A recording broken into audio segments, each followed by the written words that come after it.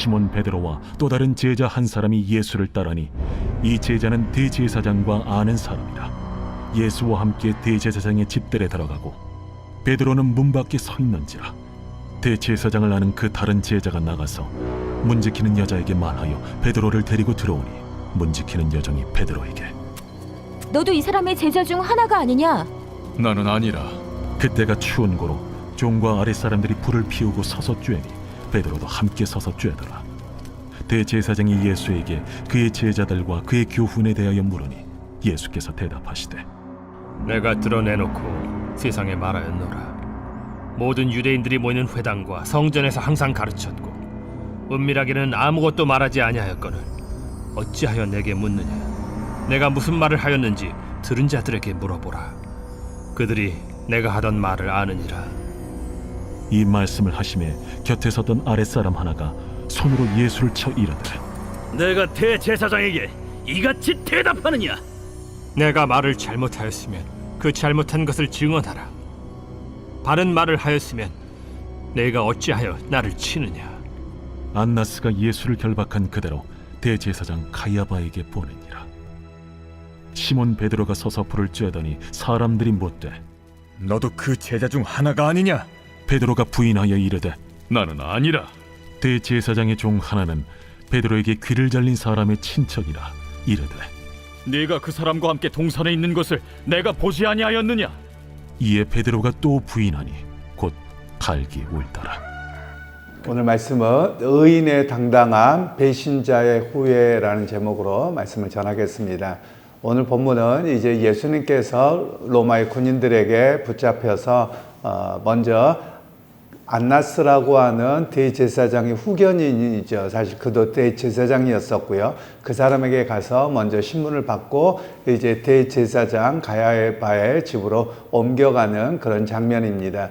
그 가운데서 예수님이 공정한 재판을 받기 전에 먼저 사람은 정죄하고 있는 이런 모습이고요. 그리고 그들을 따라갔던 요한과 베드로에 대한 이야기가 본문에서 나옵니다.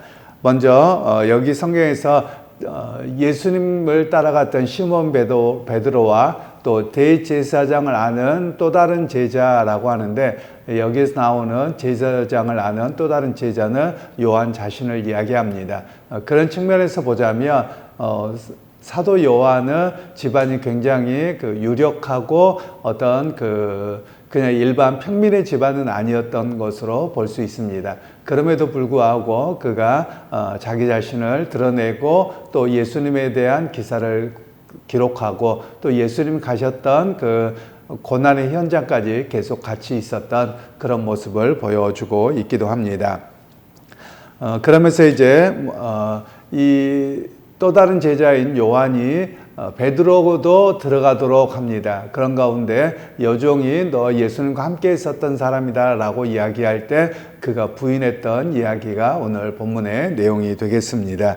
그러면서 먼저 20절 말씀에는 이제 이렇게 이야기를 하는데요. 예수님께서 내가 드러내놓고 세상에 말하였노라. 모든 유대인들이 모이는 회당과 성전에서 항상 가르쳤고 은밀하게는 아무것도 말하지 아니하였거늘 이렇게 말씀합니다. 여기서 은밀하게 한다라는 말은요, 당시 시대적인 상황을 좀 이해하실 필요가 있는데요. 이때는 사교 또는 밀교라고 하는 종교가 있었습니다. 마치 우리로 이야기하면 요즘은 좀 바뀌었습니다만 마치 과거에 그 이단들이 자기들만의 그 이름과 여러 가지를 가리고서 어디에 가서 행동하는 그런 모습을 먼저 상상하시면 되겠습니다. 그러니까 유대 사회에서 기본적으로 인정되어지는 유대교가 있었습니다. 유대교와는 여러 학파가 있는데요. 바리새 학파, 또 사두개인들, 그리고 에셈파, 또 열심당원, 쿰란 공동체 이런 데들이 있었고요. 이런 데 외에는 밀교, 사교라고 해서 그들이 굉장히 인정받지 못하고 자기들끼리만 특별한 어떤 것으로 여기고서 했었던, 그래서 오히려 밀교나 사교 이런 데에 해당되는 사람들은 굉장히 사람들에게 지탄의 대상이 되었을 뿐만 아니라 또 자기들끼리만 어떤 구원을 받는다, 뭐한다 이렇게 하면서 그들은 굉장히 사회적으로 이렇게 인정받지 못했다. 마치 오늘날의 뭐 신천지나 하나님의 교회나 이런 데처럼 자기들이 집단 생활하면서 일반 윤리적 삶에서도 굉장히 문제가 되는 그런 상황들이 바로 밀교나 사교였습니다. 바로 그런 가운데 사람들이 인식을 예수님께서 말씀하는 겁니다. 내가 공개적으로 가르쳤던 것이지 내가 언제나 밀교나 사교처럼 은밀하게 그렇게 했던 적이 있느냐, 이렇게 예수님은 말씀하고 계시는 내용들입니다. 그러면서 예수님이 말씀하실 때 대제사장의 종 중에 한 사람이 예수님의 뺨을 때리게 되지요. 그에 대해서 예수님께서 어찌하여 재판도 하지 아니하고 나를 치느냐, 이런 이야기를 먼저 하십니다. 왜냐하면 이 상황은 지금 재판 상황이 아니거든요. 물론 이 로마 시대 때 유대 사회도 마찬가지였고요. 로마에서도 그냥 무턱대고 행할 수 있었던 건 아닙니다. 질서가 있고 법이 있어서 그것에 따라 재판이 진행되어야 됐고, 또 유대 사회도 마찬가지죠. 왜냐하면 그 십계명 이후에 주어진 신명기의 말씀과 계속해서 보면 어떤 사람을 판단할 때에 그냥 할 것이 아니라 두세 사람 증인을 데리고 가서 재판을 받도록 그렇게 했던 내용들이 나오지요. 그럼에도 불구하고 재판을 해야 될 역할들이 대제사장에게도 있는데, 이 대제사장의 집안에서도 그런 질서를 지키지 않고 이렇게 행하고 있는 그런 악한 모습을 여기에서 보여주고 있습니다. 그에 대해서 예수님께서는 당당하셨습니다. 내가 어찌하여 나를 치느냐라고 하면서 당당하게 그들에게 임하셨고, 오히려 이 사람들의 모습은 어떻습니까? 예수님을 죄인이라고 정죄해 놓습니다. 그리고 나서 그냥 아랫사람 종이 때리는, 그럼에도 불구하고 대제사장과 어떤 누구도 그에 대해서 잘못이라고 말하지 않는 그런 모습이 바로 여기에 나타나는 내용입니다. 오늘 이런 말씀은 사실 우리의 삶에서도 되돌아볼 필요가 있습니다. 우리가 은연중에 자기가 강합니다. 이걸 이제 선입견이라고도 하는 것인데요. 그게 뭐냐면 이건 이럴 거야 라고 규정을 해버리는 겁니다. 그래서 어떤 사람을 정죄하기가 너무 쉽더라라는 겁니다. 예를 들면 저 사람은 지역이 어디야, 그러니까 저 사람은 나쁜 사람이야, 또는 저 사람은 어떤 것에 대해서 아마 이럴 거야 라고 해서 정죄하는 모습이 있는데요. 사실 이거는 그리스도인이 행해야 될 모습이 아닙니다. 왜냐하면 정당하게 그 사람에게 나타나는 모습과 그가 무엇을 이야기하느냐에 따라서 판단해야 되는데, 그렇지 않는 경우가 우리 주변에 흔하게 있습니다. 목회자들도 그러더라고요. 저의 경험도 그렇습니다. 어떤 일에 대해서, 올바른 일에 대해서 봐야 되는데 그렇지 않고 지역색이나 또는 뭐 어느 학교를 나왔느냐 이런 걸 가지고 당신은 이래라고 오히려 엉뚱하게 문제를 가지고 가는 그런 모습들이 너무 많이 있습니다. 이것은 신앙적으로도 그렇고 사회적으로도 그렇고 굉장히 바르지 못하고 오히려 갈등과 그리고 혐오만 크게 갖게 되는 그런 모습이 오늘 성경에도 나와 있고 우리의 모습이다라고 말할 수 있는 것입니다.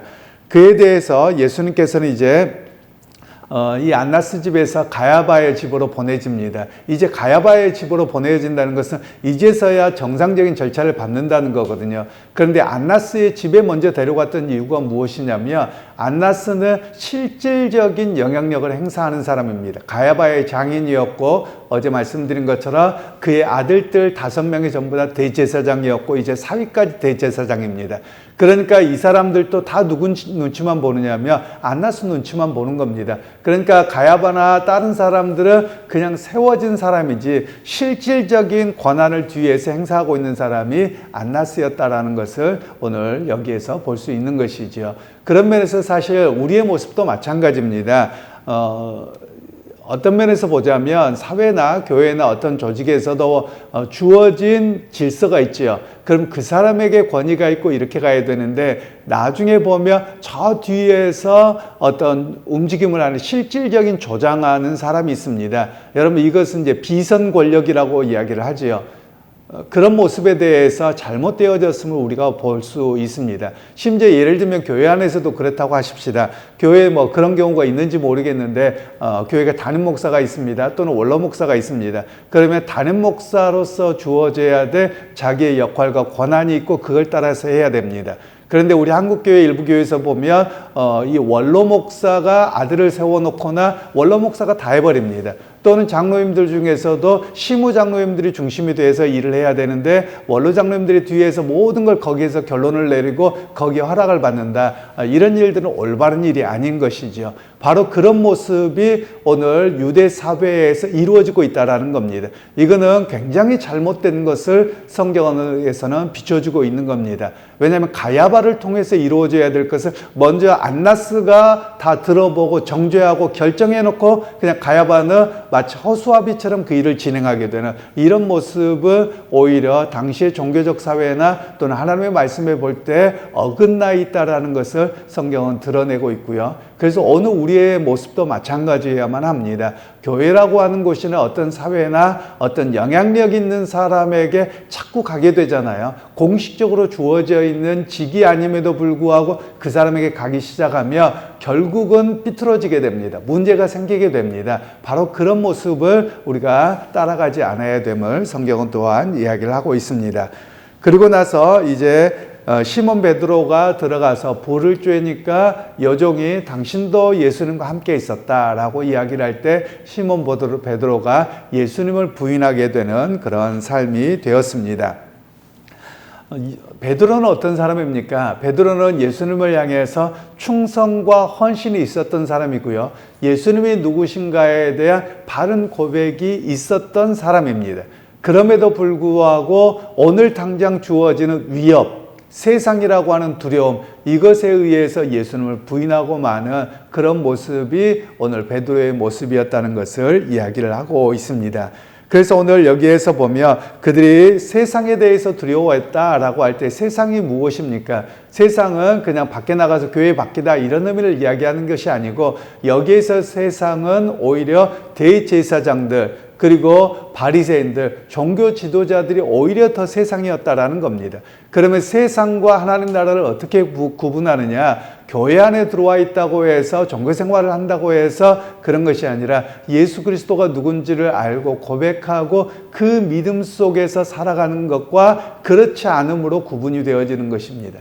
그러니까 오히려 대제사장과 서기관과 바리새인들과 이 사람들이 종교적으로 유대교의 지도자들입니다. 그리고 하나님의 말씀을 갖고 있고 제사를 드립니다. 그런데 오히려 그들이 세상이었다라는 겁니다. 왜냐하면 하나님의 보내신 자 예수 그리스도를 영접하지 않고 자기의 기득권과 여러 가지를 지키기 위해서 행하고 있기 때문에 그러하다라는 겁니다. 어찌 보면 오늘날 교회도 그럴 수 있다는 겁니다. 교회라고 말은 하지만 행하는 모습이 세상일 수 있다라는 것이죠. 예를 들면 세상적인 방식으로 세상의 권력과 이익과 힘의 과시와 그리고 자기의 이익을 따라서 조종하고 있다면 그것은 교회가 또 다른 세상의 모습으로 비춰질 수 있고 세상의 모습으로 살아갈 수 있다. 이런 이야기를 오늘 성경은 또한 우리에게 말씀하고 있는 것입니다.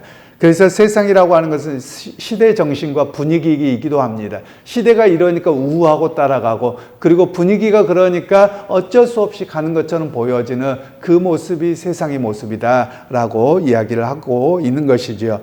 그런 면에서 오늘 우리에게 말씀하는 것이 있죠. 처음에 자신의 정체성을 밝히지 않으며 결국은 예수님을 부인하는 자리까지 가고 마는 겁니다. 우리가 쉽게 아주 작은 거짓말을 하면 바늘도둑이 소도둑된다고 하는 것처럼 우리가 마치 내가 지금은 조금 이렇게 겸연쩍으니까 그러면 말을 안 합니다. 그냥 넘어갑니다. 그러면 나중에는 내가 예수님의 제자입니다 라고 말할 기회조차도 잃어버리는 겁니다. 마치 여러분의 삶의 자리에서도 그럴 겁니다. 요즘에는 젊은 세대들이 나 교회 다녀라는 이야기를 안 한다고 합니다. 굳이 밝힐 필요도 없다는 것이죠. 물론 그럴 수도 있겠습니다. 그런데 그걸로 인해서 술자리를 가거나 부당한 행위를 하거나 여러 가지 일을 하다 보면 처음부터 말을 하지 않으면 나중에는 거기에 깊이 빠져버립니다. 그리고 그때 가서 나 예수 믿는다라고 말할 수도 없는 그런 지경에까지 가버리게 되는 그런 모습이거든요. 그 어찌 보면 그런 면에서 나의 정체성을 먼저 드러내야 됩니다. 나 예수 믿는 사람입니다. 그러면 처음에는 불이익이 있겠죠. 그러나 시간이 지나고 나면 저 사람은 원래 예수 믿고 바르게 살아가니까 저 사람을 여기에 끼우면 안 돼 라는 모습이 되는 것이죠. 어느 정도 세상은 이런 모습들입니다. 마치 제가 군대 생활 때 이야기를 드리자면 제가 군대를 갔을 때 제가 신학을 하다 갔습니다. 그랬더니 선배들이 술 먹게 하고 때리려고 하고 뭐하고 온갖 것들을 하지요. 뭐 이렇게 남의 부대에서 몰래 훔쳐오게 하고요. 뭐 이런 것들을 그냥 일상적입니다. 욕하고. 그런데 저는 신학을 하다가 갔고 저는 여기 선교하러 왔습니다. 라고 하니까 괴롭히지요. 그런데 괴롭히는 것도 한 달 지나니까 그냥 포기하던데요.